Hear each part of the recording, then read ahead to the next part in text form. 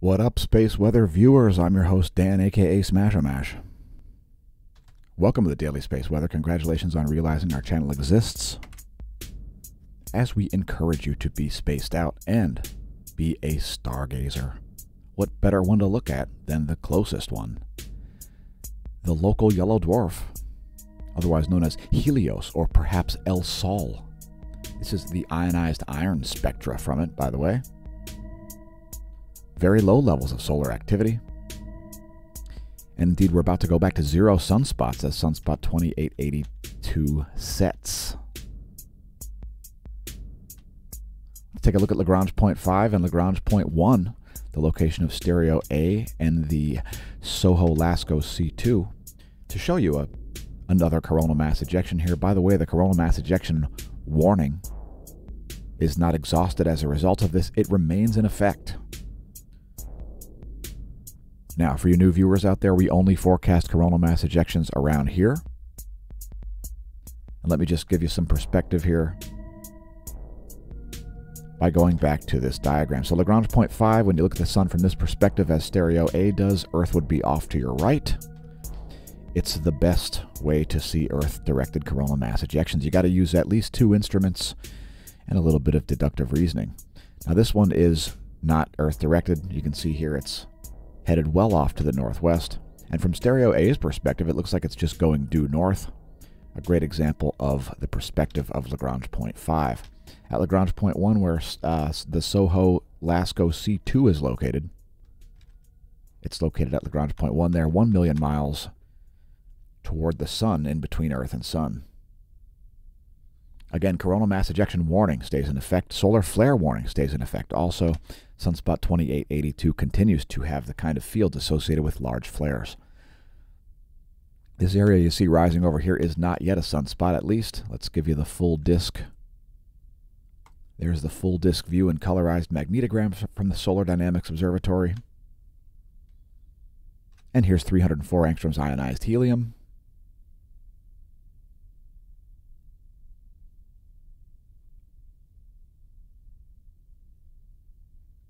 And let's blast through a bunch more data.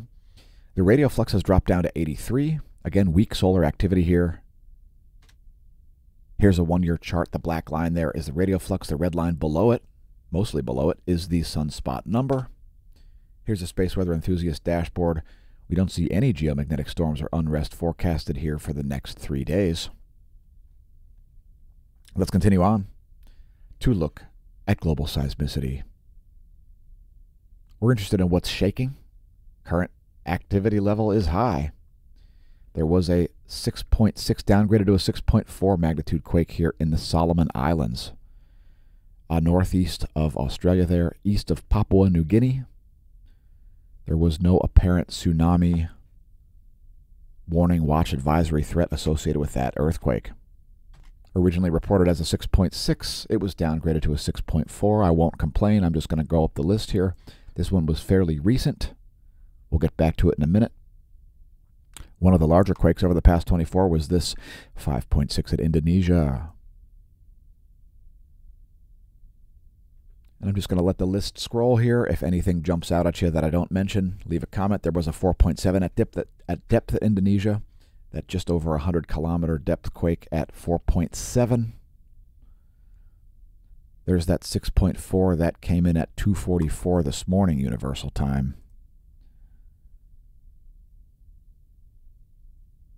Also a deep quake there in Indonesia, another deep quake, that 4.5 magnitude quake at over 470 kilometers depth. Let's take a look at volcanoes. La Palma has produced some sudden lava flows and lava fountaining, as you can see here. There was lava holed up behind temporary dams, which broke and caused sudden flows of lava.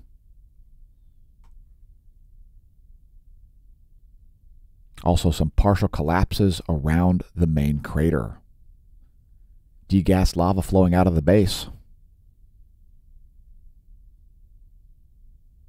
Anyway, we may see larger lava surges as a result of this, as some of the resistance has broken. Also, producing a 5,000-foot plume of volcanic ash over central Kyushu, Japan. Suwanosejima exploding, flight level 110. It's an 11,000-foot ash plume over the Ryukyu Islands. Luitolo and the Lesser Sunda Islands. Discrete emissions are enough to produce an 8,000-foot plume of volcanic ash. Kerinci, 15,000-foot plume of ash produced by Kerinci over Sumatra. Samisa Pochnoi, occasional low-level eruptions in the Aleutian Islands from Samisa Pochnoi. Popocatépetl, exploding, producing a 19,000-foot ash plume over central Mexico. Fuego, 15,000-foot ash plume over Guatemala as it explodes. Sangay and Revenador both remain on the list here. 21,000-foot ash plume from Sangay, 16,000-foot ash plume over Revenador. The two Ecuadorian volcanoes. Please don't attempt to pole vault the calderae. It could be unhealthful, and we need the views on YouTube. So check out our merch shop. You can find links to this at smashomash.com. The smAsho merch link right on our homepage will send you here. Are you accountable? Are you accountable? I would say to every one of you, Mansa, make America not suck again. It's up to you. Or perhaps Mensa, make Earth not suck again. I've been on board with it. There's the hat I'm wearing. Mensa, make Earth not suck again. Or perhaps make the galaxy not suck again. I don't know. Yeah, so check out the merch shop. Lots of different products with each design there. There is the design for the Make Earth Not Suck Again. We've got shirts, we've got hats, we've got dresses, we've got shower curtains, and all kinds of other stuff. Again, head to the homepage, smashomash.com. Smashomash.com. And don't forget to tell your friends and foes about the channel. Just click that smAsho merch link,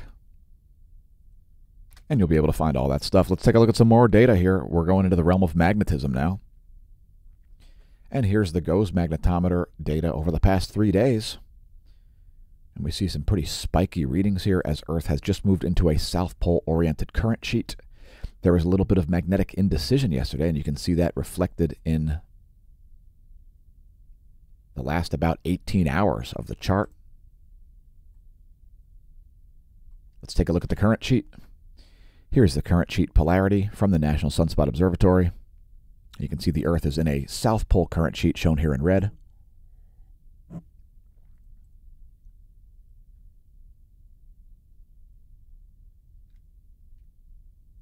Next, the line of sight ecliptic plane field plot. That was the top view. Here's the line of sight. And we're about to go back to 0 sunspots, assuming something doesn't spontaneously happen, which it regularly does. The magnetic environment can suddenly change with basically no warning. Here's the line of sight coronal hole plot, and we do have 2 Earth-facing coronal holes at the moment. One North Pole and one South Pole oriented. And they are the ones closest to their respective poles. Here's some data on that from the SDO. And the South Pole-oriented one is quite well-defined and large. North Pole one well-defined, not quite as large. Great view of that in 193 angstroms, one of the many ionized iron ultraviolet light emission spectra. A little bit of activity kicking up right about here. Not associated with a sunspot, though, folks. Continuing on. Here's your detected sunspot groups and solar flare probability monitor. I would say solar flare warning still in effect. Sunspot 2882 and the area in front of it, 2883, have the sort of fields that can interact and produce large flares. I'll just say that. Continuing on, again, coronal mass ejection warning and solar flare warning remain in effect. So speaking of flares, quite a calm last 24 hours here, following a series of 4 C-class flares and then just flatlined. Flatlined in terms of X-ray spectra there from the closest star. No spikes in the proton flux, no surprises, no coronal mass ejections headed Earth's way. At the moment, next looking at the real-time solar wind. to see some sputtering happening here in terms of the solar wind speed and some error bars showing up. Those yellow bars down there at the bottom, folks, those are likely errors. But in any case, the solar wind speed and temperature have been sputtering. As we see it dropping down to a lower level here in terms of solar wind speed, now down to 346 kilometers per second. Solar wind density, 11.13 protons per cubic centimeter. The other panes fairly unremarkable. KP index at 2 here, and that's over the past 15 hours, each bar representing 3 hours there. For you new viewers, the KP index is a measurement of global geomagnetism. Next, looking at geomagnetism out to about a dozen Earth radii, maybe 6 diameters, something like that. It's the magnetohydrodynamic pressure for the last 4 hours as modeled by the Space Weather Modeling Framework. We see a fairly homogeneous pressure here, mainly driven by the solar wind density. You might see a little dip here at the end in the pressure as the speed has dropped off. Next, ground magnetic perturbations. Since there's a polar excursion going on that a lot of hack frauds on YouTube are trying to convince you is scary for some reason, we show this data daily. Now, the South Magnetic Pole has left the Antarctic continent. It's someplace in the Southern Ocean south of Western Australia. I'm not frightened. Are you? If you're frightened, leave us a comment. Tell us why. You should have a physics explanation for why. Anyway, like the last pane, that's 4 hours of geospace delta B, ground magnetic perturbations. We do see some pulses here, headed over places like the Western Pacific and the Indian Ocean. Perhaps giving us some insight into how Earth's geomagnetic field is indeed generated. I know there are some implausible and some plausible explanations for that. I won't get into it. It's the daily space weather. Next, looking at a diagram of the solar system. Mars looking lonely as Mercury swings around to give it some company. Let's advance this 1 week. We've got a full moon coming on the 20th. There's where things will be in 1 week on the 22nd. Next, a star chart. This is in -the-sky.org, and it's their all-sky chart. If you want to make your own, just put in your zip code.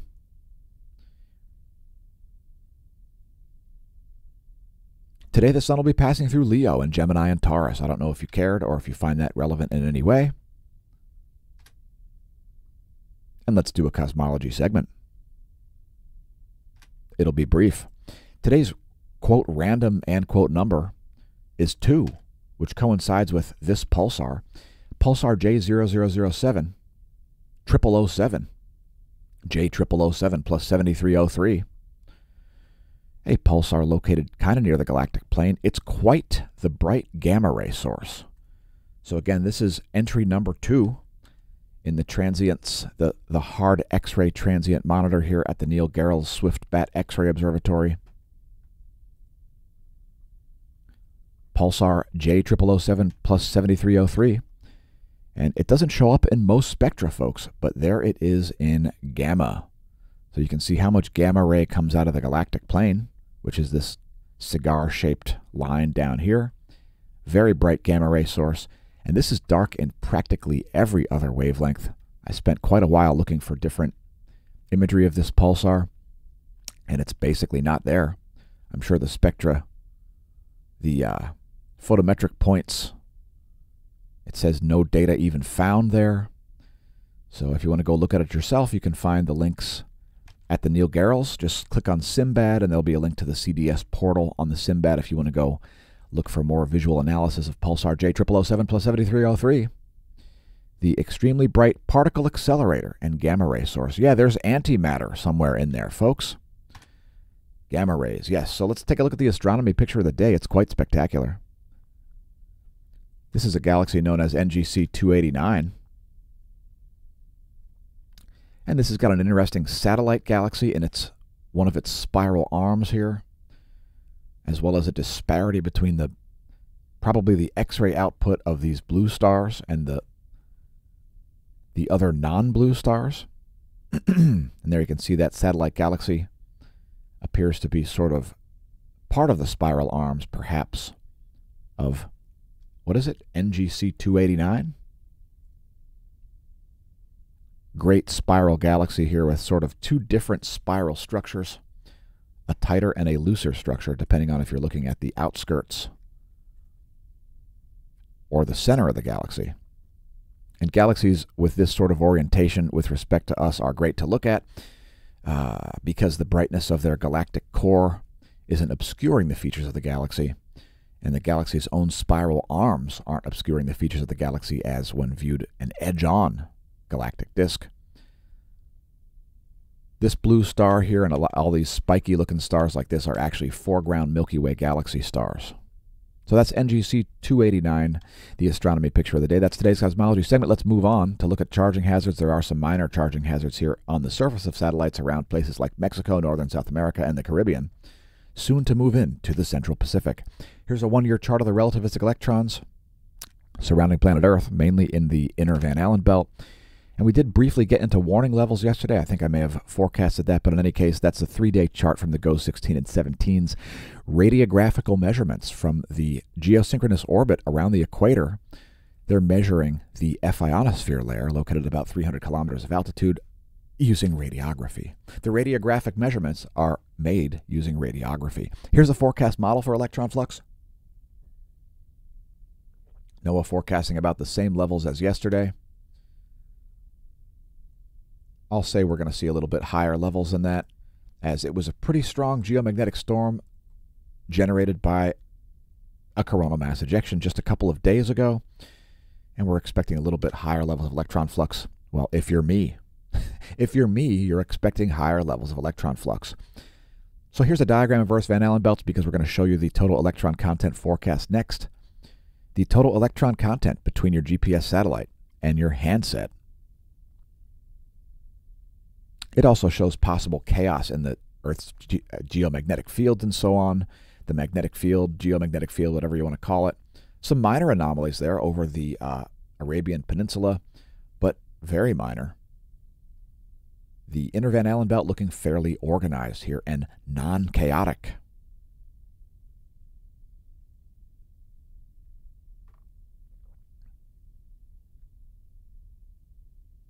Continuing on. Here's another diagram of the atmosphere to show you the 300-kilometer altitude F ionosphere layer, that red F over there on the right side. Here is your ionogram animation courtesy Australian Government Bureau of Meteorology.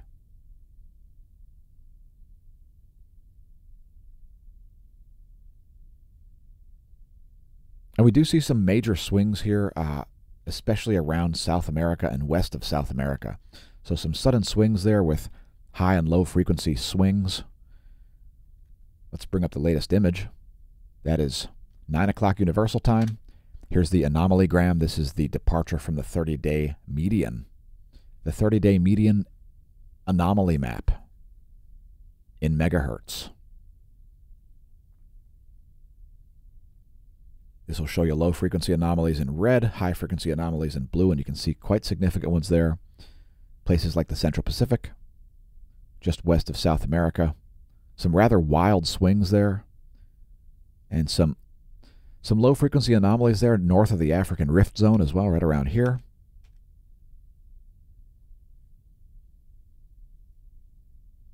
The northern Indian Ocean and so on. Here's the latest image. That's 9 o'clock universal time. There's the ionogram, and there's the anomalygram. If you didn't see our meteorology segment, they premiere before the daily space weather videos on most days. Let's do bonus features, starting with Lermonth, Australia's ground-based solar observatory. Yeah, we're looking at hydrogen alpha here, folks. Hydrogen alpha, the most common element in the universe. Here's some of its emission spectra. The emission spectra associated with the wavelength of 6,562.8 angstroms. Quick reminder, coronal mass ejection warning and solar flare warning remain in effect. We'll let you know when it's time to suspend those warnings. Here's the latest intensitygram. We pressed refresh. And there's the latest colorized magnetogram, Sunspot 2882. It's still beta class barely, and it still has the capability to produce large flares. It is the only sunspot group. By the end of the day, it might not be a sunspot group itself, in that once it's out of visual range, it'll lose its name.